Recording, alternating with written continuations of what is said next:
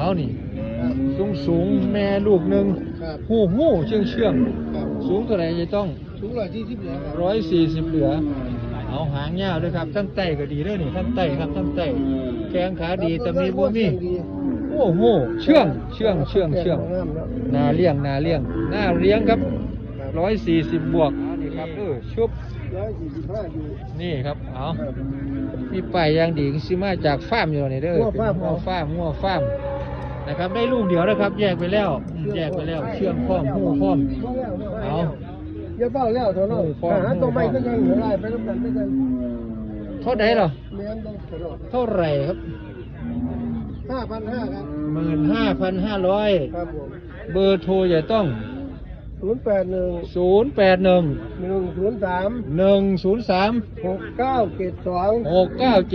ครับผมเชื่องครับจะมาหูจะยู่ไปใส่กับบ่ไปบัดนี้เป็นตะเลียงตัวนั้นโอ้เป็นตะเลียงได้ง่วงอย่าต้องเนี่ยเอามาไปเรียนนะครับเด้อครับผม1500เอาขอบคุณหลายๆอย่าต้องขอบคุณหลายๆ